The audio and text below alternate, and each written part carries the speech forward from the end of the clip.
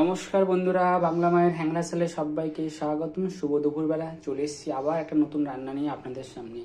আজকে আমি বানাবো হাঁসের ডিমের কষা বা হাঁসের ডিমের ঝোলও বলতে পারেন। খুবই গরম পড়েছে, বেশি কষা কষা করবো না, একটু হালকা ওই কষা হালকা দুটো মিলিয়ে করে নেব। তো চলুন কী কী লাগছে।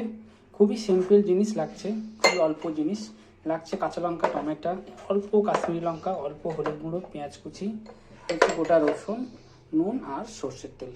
তো চলুন স্টার্ট করা যাক। ফার্স্টে আমি গ্যাসটা অন করে নেব। তো দেখতেই পাচ্ছেন বন্ধুরা, কড়াটা গরম হয়ে গেছে। আমি এবার পরিমাণ মতন সর্ষের তেল দিয়ে দেবো, খুবই অল্প তেল দেবো। আর আমি কিন্তু হাঁসের ডিমটা একদমই ভাজবো না, কারণ হাঁসের ডিম যদি ভেজে ফেলি তাহলে কিন্তু খুব শক্ত এসে যাবে। তো আমি তেলের মধ্যে এখন দিয়ে দেবো পেঁয়াজ কোচানোটা। অল্প করে পেঁয়াজটা একটু লালচে লালচে করে ভেজে নেব। তো দেখতে পাচ্ছেন পেঁয়াজটা আমার ভালো ভালো হচ্ছে। এইখানে কিন্তু আমি এবারে রসুন কুচিটা দিয়ে দেবো, খুব অল্প রসুন কুচি দেবো। এটাকে একটু গ্যাস সিম করে ঢেকে ভেজে নেব। তো চলুন বন্ধুরা দেখা যাক পেঁয়াজটা ভাজা আছে কিনা। তো দেখতে পাচ্ছেন আমার পেঁয়াজটা কিন্তু হালকা ভাজা হয়ে গেছে। এবার আমি দিয়ে দেবো এখানে কাঁচা লঙ্কা আর টমেটো। একটু একটু ভালো করে নাড়াচাড়া করে ভেজে নেব এবং ঢাকা দিয়ে। তো চলুন বন্ধুরা দেখা যাক এটা হয়েছে কিনা। তো দেখতেই পাচ্ছেন টমেটোগুলো আমার গলে গলে গেছে। এখানে আমি দিয়ে দেবো পরিমাণ মতন নুন, আর দিয়ে দেবো পরিমাণ মতন কাশ্মীরি লঙ্কা, তার সাথে দিয়ে দেবো গুঁড়ো হলুদ। এবার এটাকে আমি ভালো করে কষিয়ে নেব। এখানে আমি দিয়ে দেবো অল্প করে জল। জলটা দিলে কী হবে, মশলাটা পুড়বে না। এবার এটাকে আমি ভালো করে কষিয়ে নেব মশলাটা ঢেকে।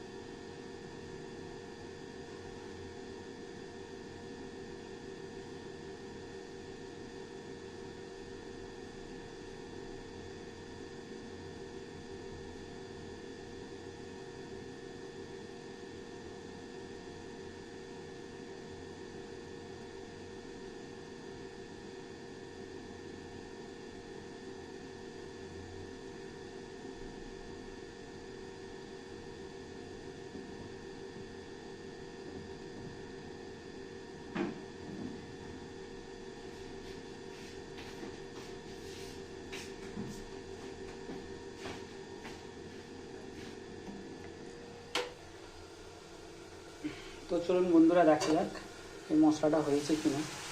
তো দেখতেই পাচ্ছেন খুব সুন্দর একটা মশলা এসে গেছে এবং কালারটাও খুব সুন্দর হয়েছে। এবার আমি এখানে ডিম আলু বয়েল করাটা দিয়ে দেবো।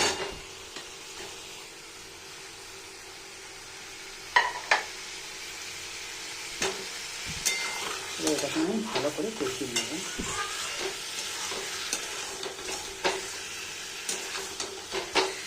খুব অল্প সময়ে অল্প তেল মশলা দিয়ে এই রান্নাটা করলাম।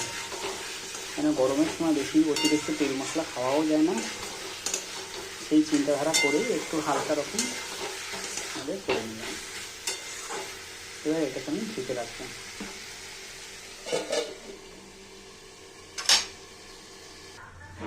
তো চলুন বন্ধু দেখা যাক এটা হয়েছে কিনা।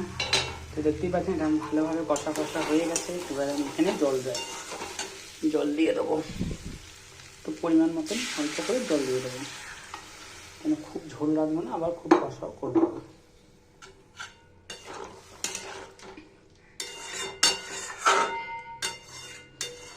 তো দেখতেই পাচ্ছেন খুব যে কষা তাও না, আবার খুব যে ঝোল তাও না, খুবই অল্প মশলা তেল মশলা দিয়ে একটা খুব সুন্দর ডিমের ঝোল বা ডিম কারি বানিয়ে ফেললাম। আপনারাও চাইলেন এরকম একটা বানিয়ে নিতে পারেন চটপট বাড়িতে। হয়তো একটা অন্য প্রসেসে বানালাম, আশা করছি আপনাদের খুবই ভালো লাগবে। একবার অন্তত বানিয়ে দেখুন এইরকম প্রসেসে। তো আমি এখানে একটু ঢাকা দিয়ে রাখবো এবারে। তো চলুন বন্ধুরা দেখা যাক এটা হয়েছে কিনা। তো দেখতেই পাচ্ছেন এটা আমার রান্নাটা কমপ্লিট হয়ে গেছে পুরোপুরি।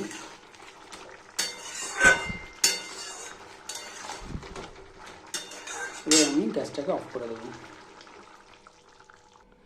তো দেখতেই পাচ্ছেন বন্ধুরা আমার ডিমের কারি হয়ে গেছে। আশা করব আপনারাও এরকম একটা প্রসেসে রান্নাটা করুন, ডিমের কারি অল্প তেল মশলা দিয়ে।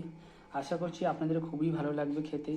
যদি ভালো লেগে থাকে তাহলে আমাকে কমেন্ট করে জানাবেন, আর প্লিজ চ্যানেলটাকে সাবস্ক্রাইব করবেন এবং লাইক দিতে ভুলবেন না, আর শেয়ার করতে ভুলবেন না। তো আজকের মতন আমি এখানেই শেষ করছি। আবার নেক্সট রান্না নিয়ে আমি আপনার সামনে হাজির হয়ে যাব।